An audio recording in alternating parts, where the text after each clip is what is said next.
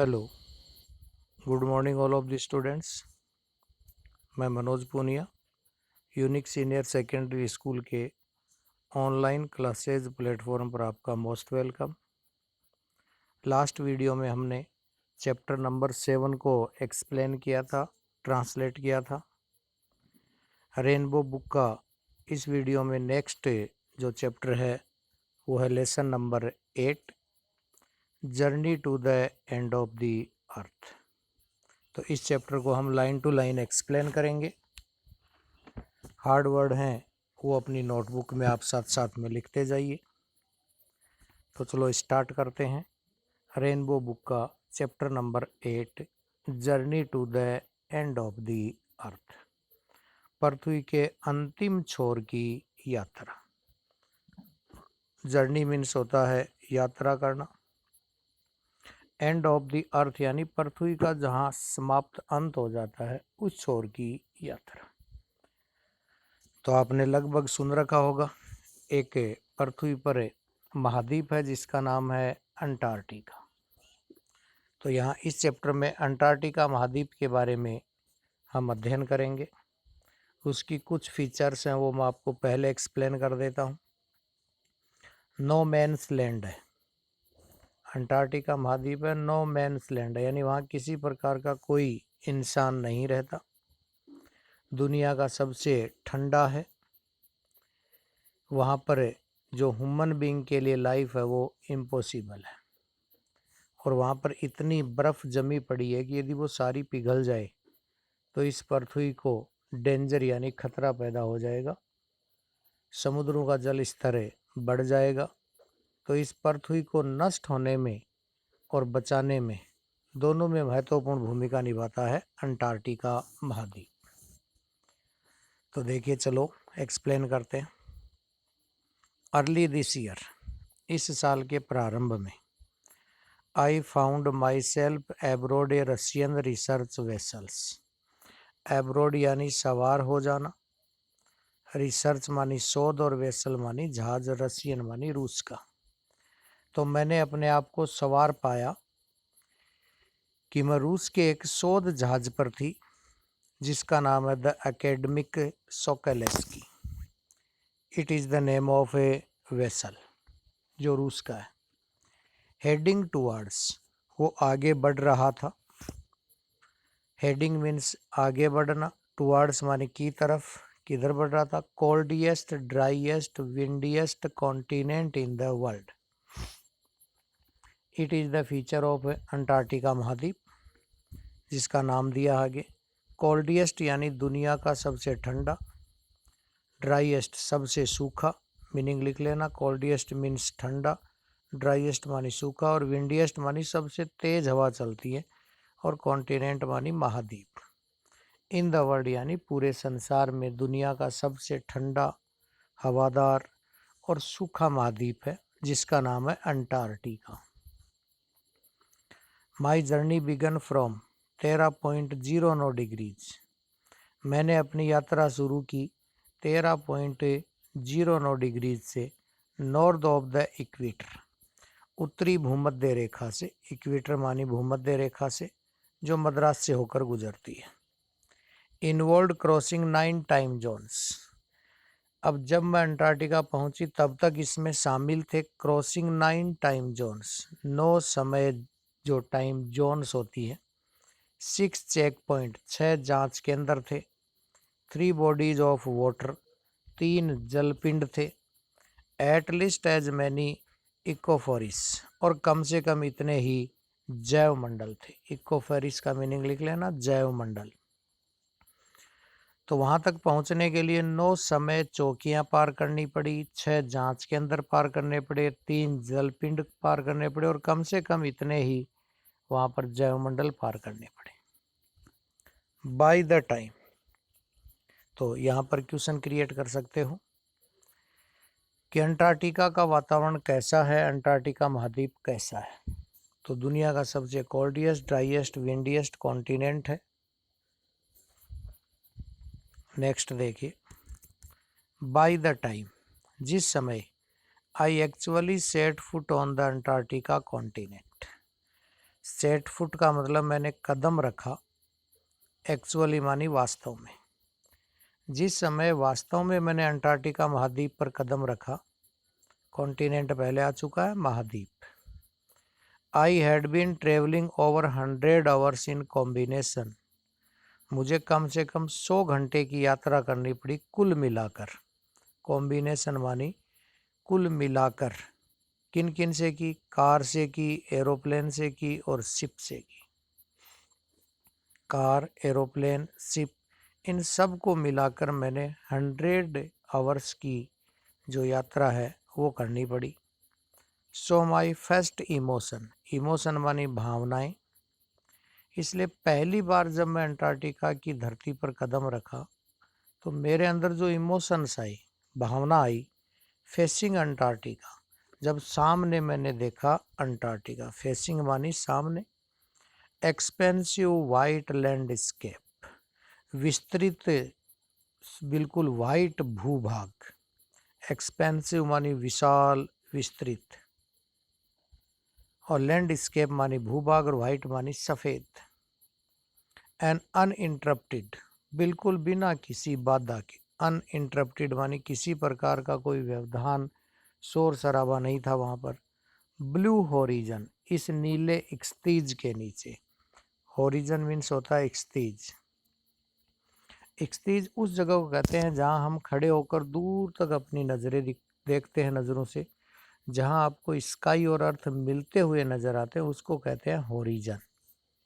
या यूं कहिए हमारी दृष्टि जहां तक जाती है वहां पर हमें अंत में जो आसमान और धरती मिलते हुए नजर आते हैं वो हॉरिजन होता है।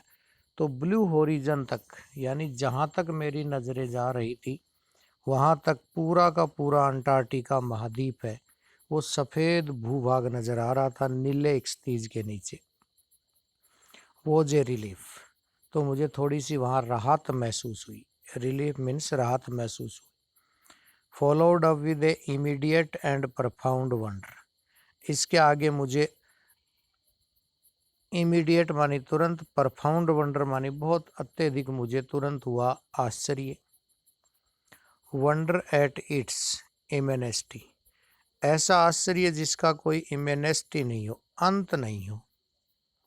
इट आइसोलेशन, आइसोलेशन मानी अलग थलग, but mainly at how there could ever have been a time, लेकिन मुख्य बात यह है कि कभी ऐसा समय रहा होगा when India and Antarctica were the parts of the same land mass, ऐसा समय रहा होगा कि कभी भारत और अंटार्कटिका है वो दोनों इसी भूभाग के हिस्से थे। सेम पार्ट यानी part of the same land mass, land mass मानी भूभाग। तो मुझे वो सफ़ेद भूभाग देख के इतना आश्चर्य हुआ जिसका कोई अंत नहीं हो, कि बिल्कुल अलग थलग पड़ा ये अंटार्कटिका महाद्वीप आज, कभी भारत इसका हिस्सा हुआ करता था। तो नेक्स्ट देखिए, next paragraph. 650 million year ago, यानी 650 करोड़ वर्ष पूर्व है। ए जाइंट अल्मेगेटिड, जाइंट मीन्स विशाल, अल्मेगेटिड मानी संगठित एक पिंड, साउदर्न सुपर कॉन्टिनेंट, यह दक्षिण का महाद्वीप, सुपर कॉन्टिनेंट मानी महाद्वीप, जिसका नाम हुआ करता था Gondwana. Did Indeed exist, exist मानी अस्तित्व में, इंडीड मीन्स वास्तव में, तो वास्तव में इसका अस्तित्व था, ये कोई काल्पनिक बात नहीं है। 650 करोड़ वर्ष पूर्व है, एक विशाल दक्षिण में अल्मेगेटिड यानी एक संगठित पिंड था जिसको महाद्वीप कहते हैं। सुपर कॉन्टिनेंट का मीनिंग लिख लेना, महाद्वीप था जिसका गोंडवाना नाम हुआ करता था। और डिड इंडीड एग्जिस्ट, और वास्तव में अस्तित्व में था।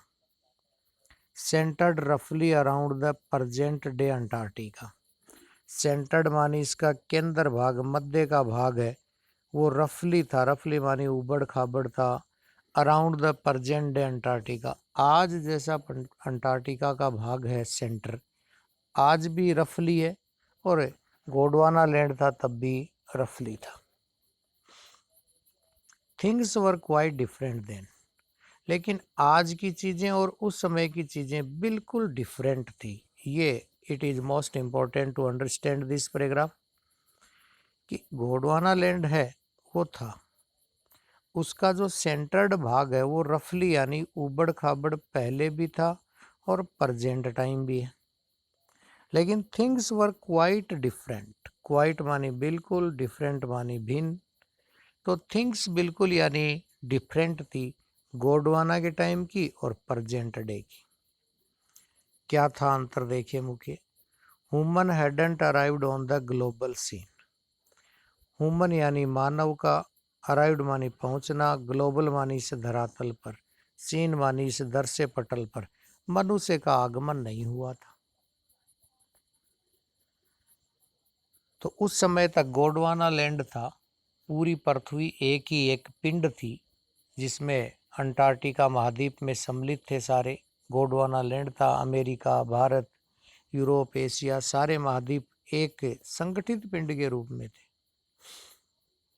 तो उस समय मनुष्य इस धरातल पर आया ही नहीं था, जन्म ही नहीं हुआ था। And the climate was much warmer. Climate means जलवायु, वार्मर मानी अधिक गर्म, और उस समय की जलवायु बहुत गर्म थी। प्रेजेंट टाइम में तो वो कोल्डिएस्ट है, फर्स्ट पैराग्राफ में आया था, बट गोंडवाना के टाइम अंटार्कटिका महाद्वीप है वो अत्यधिक गर्म हुआ करता था। Hosting a huge variety of flora and फैना। फ्लोरा एंड फैना मीन्स लिख लेना वनस्पति, वैरायटी का अर्थ लिख लेना भिन्न भिन्न, और होस्टिंग मानी वहाँ पर मौजूद थी, तो वहाँ पर बहुत सी प्रकार की भिन्न भिन्न प्रकार की वनस्पति भी हुआ करती थी, जबकि आज वहाँ पर किसी प्रकार की वनस्पति नहीं है। For 500 million year Gondwana thrived. Thrived का मीन्स लिख लेना फलना फूलना, विकसित होते रहना। तो 500 वर्ष तक गोंडवाना लैंड फलता फूलता रहा, but around the time, around the time एक फ्रेज है, मीनिंग लिख लेना, लेकिन समय बदला। तो 500 करोड़ वर्ष तक तो फलता फूलता रहा गोंडवाना लैंड, फिर समय बदला। When the dinosaur were wiped out, wiped out phrasal है, लिख लेना फ्रेज वर्ब, समाप्त हो जाना, साफ हो जाना। तो डायनासोर है वो समाप्त हो गया। The age of the mammals got underway, और स्तनधारी, मैमल्स मानी स्तनधारी जीव इस धरती पर आए। द लैंडमास वॉज फोर्स्ड, इस भूमि पर फोर्स लगा, फोर्स यानी ताकत लगा, लैंडमास मानी इस भूभाग पर। सेपरेट इनटू कंट्रीज, सेपरेट मानी डिवाइड हो जाना, अलग अलग हो जाना, और देशों में बंट गया ये। Shaping the globe much as we know it today, और इस ग्लोब का, इस धरातल का वो शेपिंग मीन्स आकार बन गया जो हम आज जानते हैं। तो गोंडवाना के टाइम ये पूरा एक अल्मेगेटेड पिंड था, बट लैंडमास पे फोर्स लगा, ये कंट्रीज में सेपरेट होता चला गया, और आज ग्लोब का जो हमें दृश्य दिखाई दे रहा है वो बन गया, जबकि पहले ऐसा नहीं था। टू विजिट अंटार्कटिका, आज यदि हम अंटार्कटिका का भ्रमण करना चाहें, is to be part of that history, तो ये उस इतिहास का हिस्सा होगा। यदि आज हम अंटार्कटिका में विजिट करें तो ये उस समय के इतिहास को जानने के लिए, to get a grasp of where we have come from, तो हमें ये नॉलेज प्राप्त होगा। गेट ए ग्रेस्प का मतलब ये पता चलेगा, ये नॉलेज प्राप्त होगा कि where we have come from, कि हम कहाँ से तो आए हैं, and where we could possibly be heading, और हम आगे कहाँ बढ़ते जा रहे हैं। हेडिंग मानी आगे बढ़ना, पॉसिबली मानी संभवतः। गेट ए ग्रेप्स का मतलब पता चलेगा हमें कि हम कहाँ से तो आए हैं और कहाँ आगे बढ़ते जा रहे हैं। इट इज़ टू अंडरस्टैंड, इसलिए हमें ये बात समझनी है, द सिग्निफिकेंस ऑफ कॉर्डिलियन फोल्ड्स। इसलिए हमें ये बात समझनी है, सिग्निफिकेंस का लिख लेना, महत्वपूर्ण है हमारे लिए समझना कि कॉर्डिलियन फोल्ड्स हैं, समांतर परतदारें जो चट्टानें हैं पृथ्वी में, उनके बारे में समझना जरूरी है, वो महत्वपूर्ण हमारे लिए।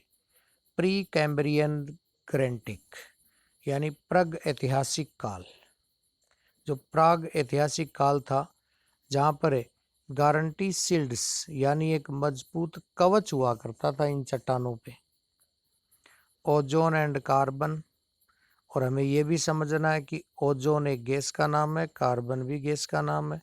इनका इवोल्यूशन यानी उद्भव कैसे हुआ और एक्सटिनेशन ये विलुप्त कैसे हो गई वहां पर। तो हमें 3-4 बातें महत्वपूर्ण समझनी है, और उन समझने के लिए और उसको जानकारी के लिए हमें जाना पड़ेगा अंटार्कटिका महाद्वीप। कौन कौन सी चीजें समझनी है?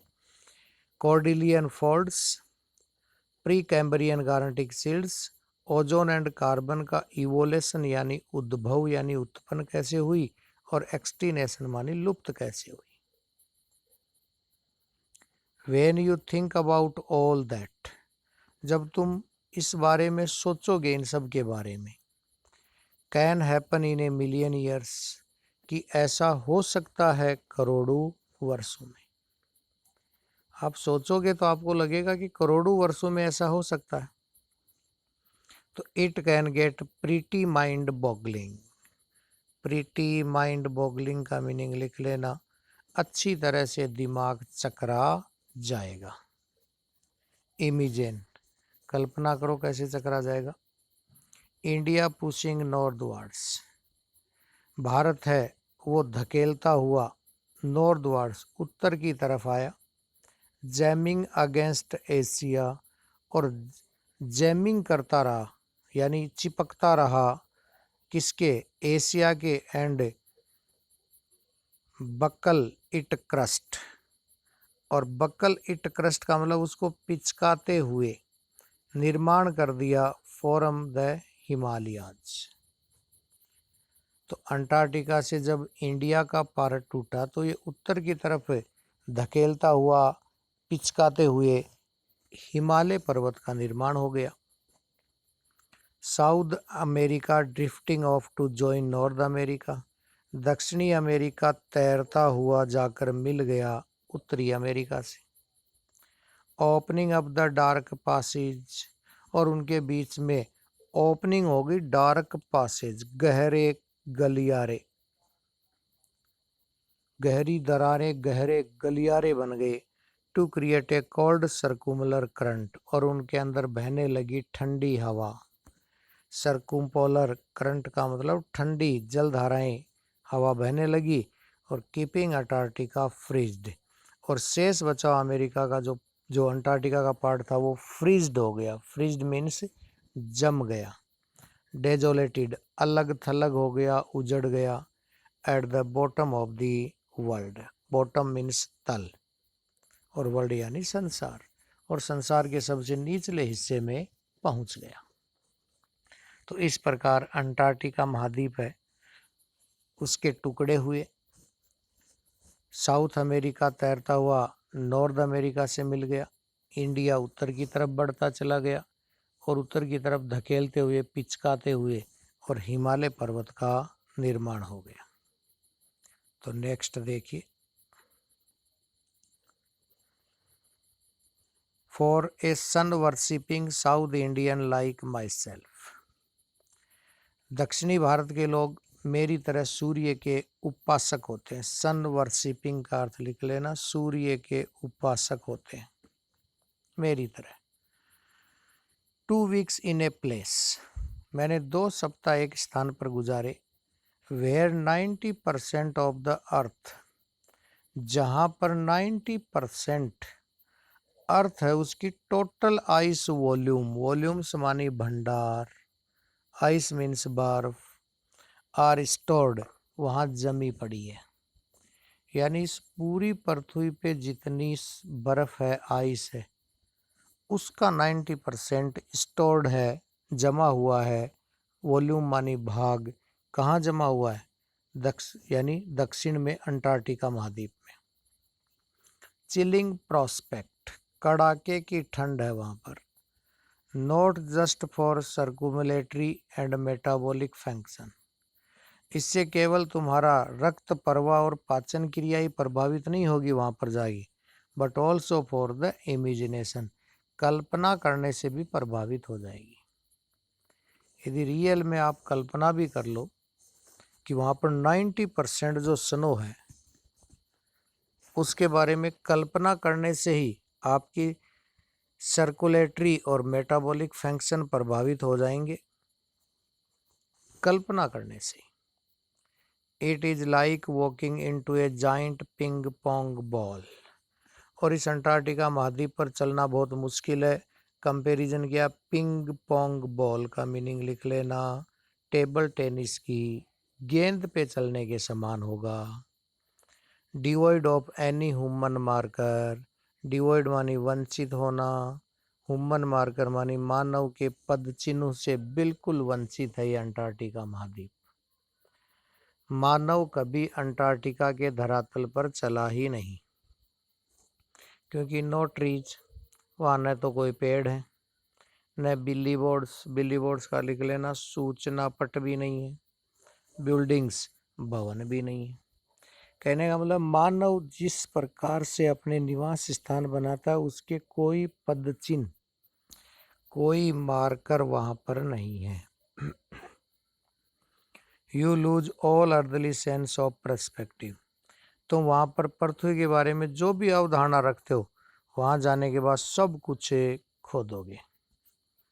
पर्सपेक्टिव मानी अवधारणा, सेंस मानी समझ, अर्दली मानी धरातल, पृथ्वी। जैसे आप सोच रहे हो कि धरातल ऐसा होना चाहिए, उसके बारे में यदि वहाँ जाकर सोचोगे कि ऐसा धरातल यहाँ होना चाहिए जैसा हमने देखा है बाकी वर्ल्ड में, तो वैसी अवधारणा वहाँ बिल्कुल नहीं है। टाइम हियर, न वहाँ पर इस प्रकार का कोई समय है। The visual scale range from the microscope, आप यदि वहाँ विजुअल करना चाहोगे, देखना चाहोगे, scale range from the microscope, सूक्ष्मदर्शी यंत्र से, माइक्रोस्कोप मानी सूक्ष्मदर्शी यंत्र से आप देखना चाहोगे, टू द माइटी, तो आपको छोटी छोटी चीज़ें बहुत विशालतम लगेंगी, जैसे mids and mites to blue whales. Mids and mites का मतलब छोटे से छोटे जीव जंतु भी ऐसे नजर आएंगे, टू ब्लू व्हेल्स, जैसे कि नीले रंग की व्हेल मछली हो। And iceberg as big as countries, और वहाँ पर आपको बर्फ की चट्टानें हैं, आइसबर्ग का लिख लो, बर्फ के खंड, बर्फ की जो चट्टानें हैं, टुकड़े हैं, हिमखंड भी कह सकते हो आइसबर्ग को। बिग एज कंट्रीज, वो इतने बड़े बड़े हैं जैसे कि वर्ल्ड में कुछ कंट्रीज हैं।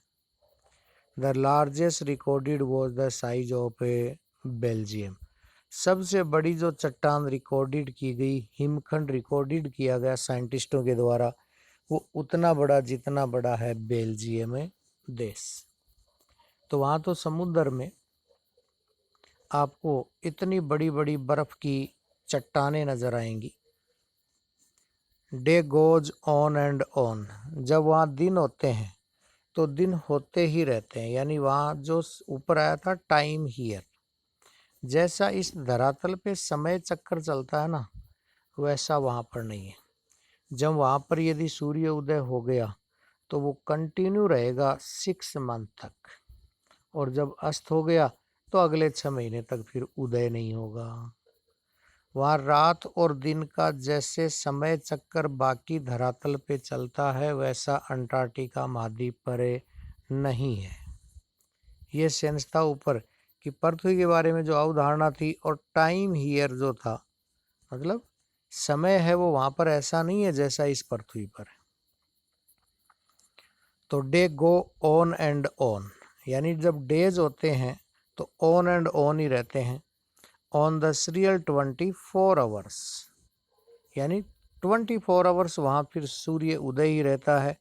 ऑस्ट्रियल समर लाइट, जैसे कि गर्मी में जो वहाँ पर गर्मी का मौसम मान लें, तो जैसे समर लाइट होती है गर्मियों में, बिल्कुल वो समर लाइट के रूप में रहता है।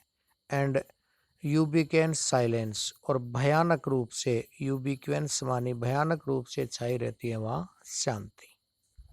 तो वहाँ दिन और रात नहीं होते हैं, जब दिन होते हैं तो दिन ही चलते हैं, रात होती है तो रात ही चलते हैं। 24 आवर्स का जो दिनचर्या हमारी पृथ्वी पे चलता है, वैसा सिस्टम वहाँ पर नहीं है। नेक्स्ट देखिए, इंटरप्टेड ओनली, जो वहाँ भयानक शांति छाई रहती है ना, वो इंटरप्टेड होती है कई बार, विघन पड़ता उसमें। किसके कारण? मनुष्य के कारण नहीं, कोई मोटर गाड़ी नहीं है।